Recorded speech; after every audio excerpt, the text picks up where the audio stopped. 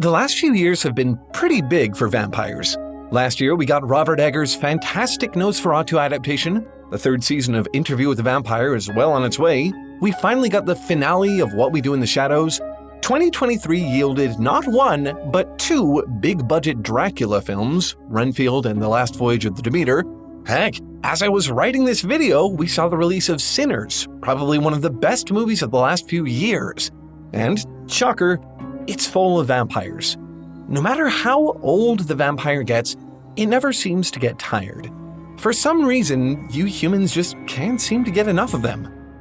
Part of me wonders if this is just that whole paradox of horror thing, another case of gravitating toward that which scares you. But then, when I think about it, are vampires scary? In 2025? Really? Is that actually what you think of them? Like, don't get me wrong, they're almost always bad news, but you don't really tend to treat them that way. I mean, you know what they are at this point. You know that they want to manipulate you. You know they want to suck your blood. You know that you might not survive the encounter, or at least not as a human. And yet, you still want to trust them. You're still excited by them. You still fall in love with them. No, I think this goes far beyond morbid curiosity. I think deep down, when you consume the vampire as a piece of fiction, you're getting something from it. Maybe in the stories, it's the vampire that wants to feed on you, but I think, really, this whole time, you've been feeding on the vampire.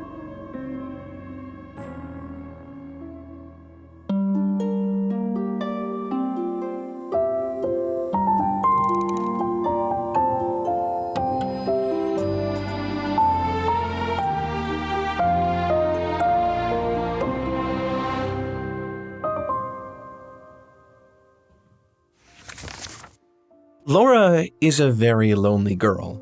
She lives in an enormous castle surrounded on all sides by forest. The nearest inhabited village is 20 miles away by carriage. She has no friends. The only people she ever gets to see are her father and the servants. She's never been in love. She doesn't even know anyone else her age. But one stormy night, all of that changes. As Laura and her father are leaving the castle, they see a carriage swerve dangerously on the road. It crashes, causing the horses to bolt. In the overturned vehicle is a mysterious, beautiful girl. She's injured and barely conscious, so Laura and her father decide to take her in. As the girl recovers, Laura is desperate to get to know her. Who is she? Where did she come from? Will her arrival finally put an end to Laura's lifelong loneliness?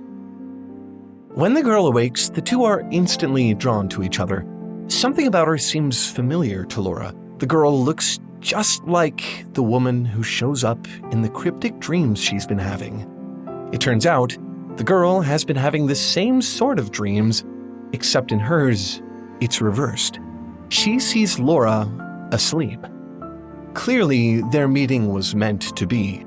The girl introduces herself. Her name is Carmilla, and she declares that she and Laura are destined to be friends. Shy and sheltered girl that she is, Laura instantly finds herself in awe of Carmilla's confidence. Carmilla is brash and self-assured. She's interested in Laura in a way that nobody else has ever been. They begin to spend every second of the day together. Soon, their friendship blossoms into a passionate romance. They go for walks in the moonlight together, hand in hand. They steal kisses in the dark halls of the castle. For the very first time, Laura is held by someone. She's also conflicted about this relationship.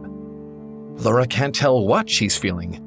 After all, she's never done anything like this before, let alone with a girl. She's scared, but also thrilled to have a new companion in her life. Carmilla awakens more than just desire in Laura. Whenever they're together, Laura feels confident too. Carmilla gives her love and attention, things she craves more than anything. But Carmilla craves something too. Something that will inevitably put an end to their relationship. Carmilla, as you have rightly guessed by this point, is a vampire who's been feeding on Laura ever since she started having those dreams. She's been biding her time, slowly draining the life out of her adoring victim. By the time Laura finally figures it out, it's almost too late. The book Carmilla by Sheridan Le Fanu is one of the oldest and most influential vampire stories. It even inspired parts of Dracula. Like many vampires who came before her, Carmilla doesn't seem like a threat at first. She's a little weird, of course, but that only makes her a little more fascinating to Laura. She gives Laura an exciting new perspective, changes her life, and nearly kills her. Magical, alluring, downright dangerous, Carmilla is irresistible to Laura for all the wrong reasons. If you've spent any time on tvtropes.org, you've probably heard the term manic pixie dream girl before. It's a character archetype, the quirky, eccentric, adventurous female love interest in so many romance stories. Ultimately, she has just one goal in the story: to change the protagonist's dreary life for the better, often by getting them to live a little. Now, think about the story I just told you. Before meeting Carmilla, Laura was isolated. She was lonely and sheltered. Carmilla, a whimsical girl with a secret past, suddenly enters her life and seems to be the answer to all her problems. She opens Laura's tiny world up to new experiences, encouraging her to explore her sexuality for the first time. She also gradually feeds on her, draining her strength. Laura barely survives the relationship. But even so, a full 10 years afterward, she still thinks of Carmilla. Her feelings are as complicated as they've ever been. Sometimes she recalls the, quote, playful, languid, beautiful girl she fell in love with. Other times, she only remembers Carmilla as a writhing fiend. This is what vampires do. They unexpectedly enter people's lives and push them to do things they've never done before. But unlike the manic pixie dream girl, they aren't interested in making your life any better.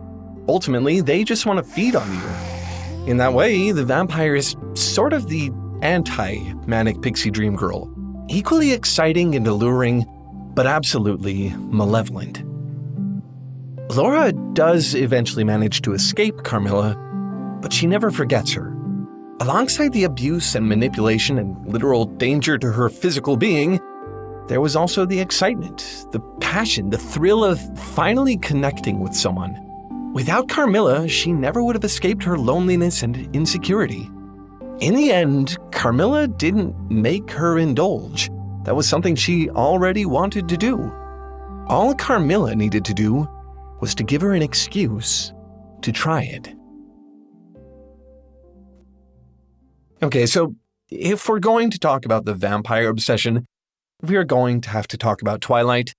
People have complained the series to death by now, and admittedly, I agree with some of those complaints, but I have to give credit where it's due. Twilight was a phenomenon. It made vampire romance mainstream in a way that I don't think it ever was before. Which is interesting because the vampire at the center of the story barely qualifies as a vampire. Edward, the angsty vampire bad boy, doesn't want to be a vampire, or even a bad boy for that matter. He doesn't want to drink human blood. He describes his famously sparkly exterior as the skin of a killer.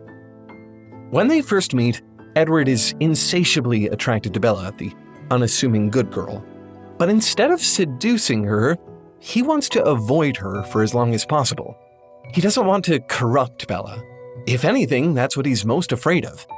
He wants her so badly because he wants to be like her. Unlike Edward, most vampires don't just embrace their urges, they spread them around. They entice their victims with promises of freedom and excitement and encourage them to indulge.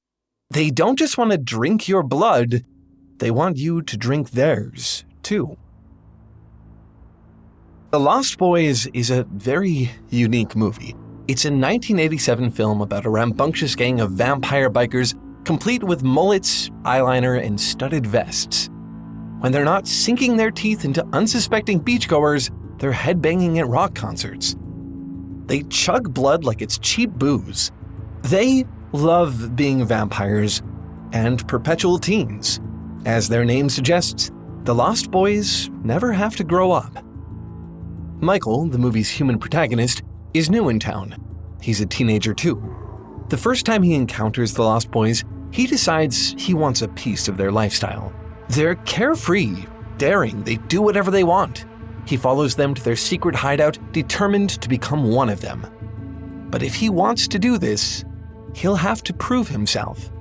In something akin to a hazing ritual, the boys insist he drink from a bottle of blood. And he does. The next morning, Michael finds out he's been turned into a vampire. For a while, he enjoys running with the Lost Boys, indulging in all their world has to offer. But one night, it gets to be too much. During an orgy of blood and violence, the vampires slaughter a rival surf gang. Michael looks on in horror and determines then and there that he does not want to be a Lost Boy anymore. He, quote, "I know who I am now, Sam." And it turns out it's not a monster. The Lost Boys, of course, don't take kindly to this. In return, they go to his home and attack his family, and now he has to fight back against everything he'd wanted to be. He's made his choice, and now he's fully committed to it. The movie suggests that, for Michael, being a vampire is just a phase. He can experience the temptation, he can try new things, but in the end, he has to kill the Lost Boys and finally grow up. Michael ultimately rejects temptation.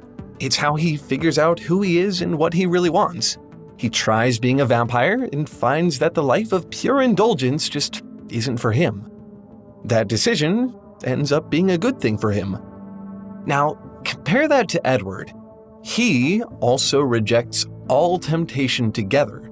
He represses his own desires to the point of self-loathing. He's in love with Bella because he thinks she can fix what's wrong with him. Instead of having the experience and acting on his agency and triumphing over it like Michael does, Edward is tempted to resist temptation altogether. By now, you're probably starting to see what I'm getting at. Yes, these vampire encounters all end badly for the protagonist, but the experience turns out to be a good, even a necessary thing for them. Laura is almost killed by Carmilla, but it's what she needed to grow as a human being. Michael's whole family is almost killed by the Lost Boys, but he knows who he is now. If the vampire is a force of temptation in these stories, then the suggestion, I think, is pretty obvious.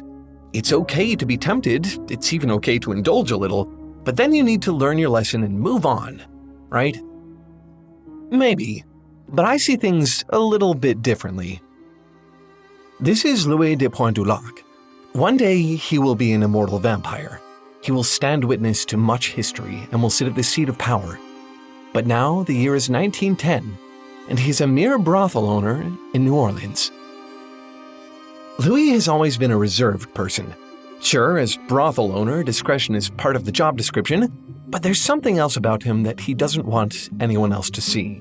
He takes particular caution to keep a distance from other men. He knows the society he lives in would never accept his true desires, and he hasn't accepted them either. What's the point? He lives quietly, keeps his head down, and makes sure not to rock the boat.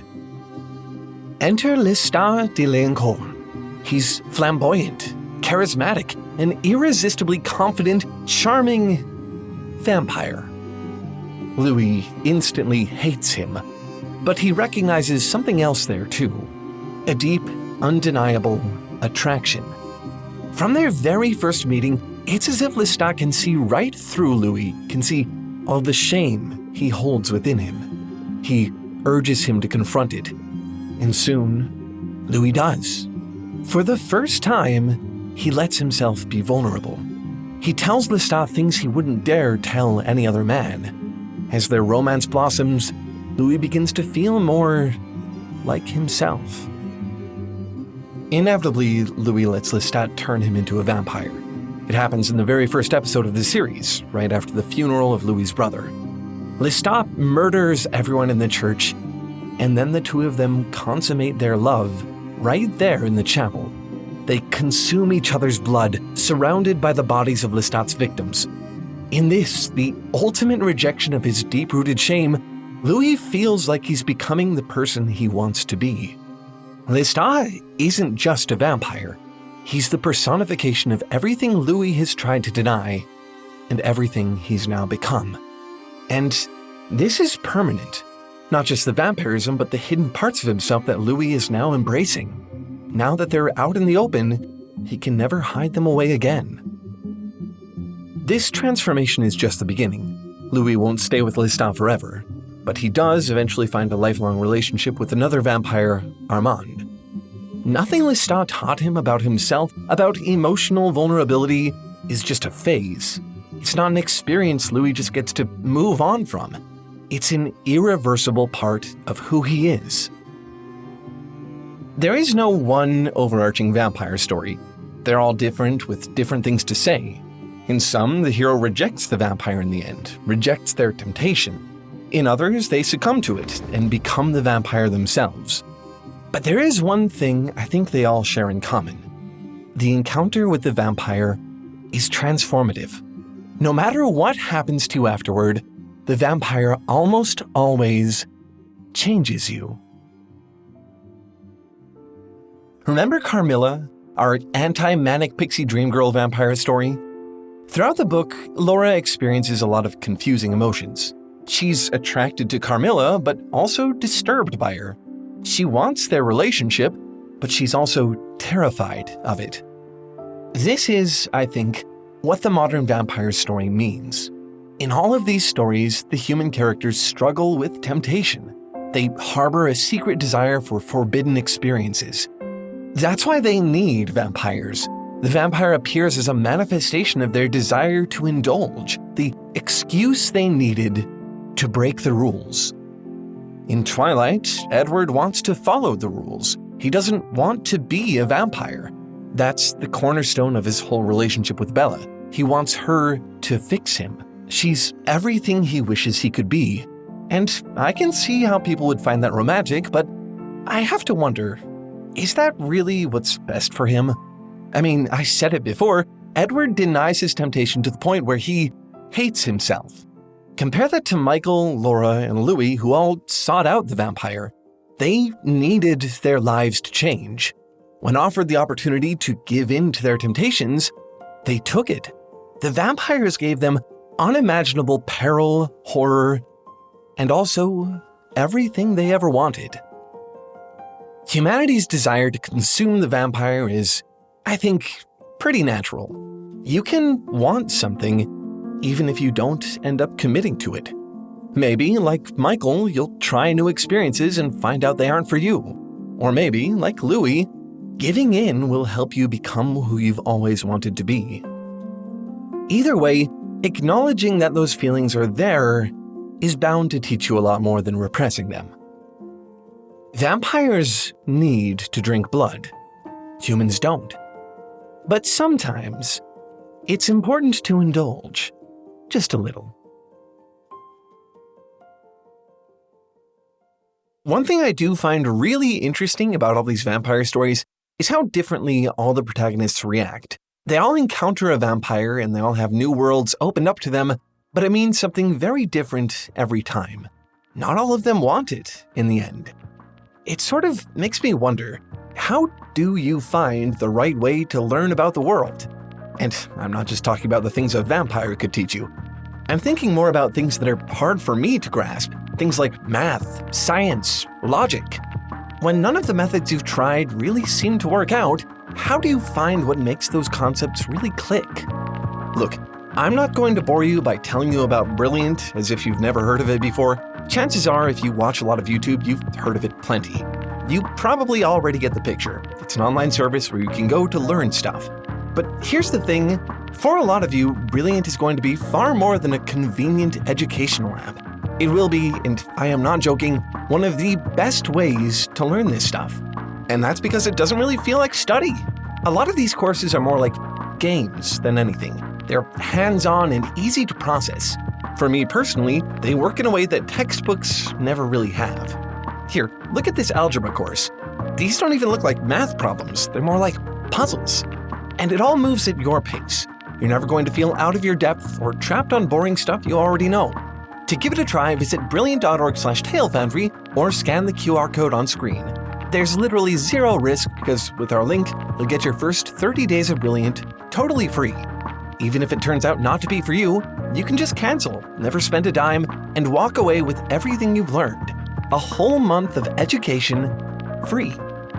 And if you want to keep going once you get started, that same link will give you 20% off an annual subscription. Again, that's brilliant.org/talefoundry for the first 30 days free and 20% off your subscription. Scan the QR code on screen or click the link in the description to get started. A big thanks to Brilliant for sponsoring this video and giving me a way to learn a lot of things I genuinely thought I never would.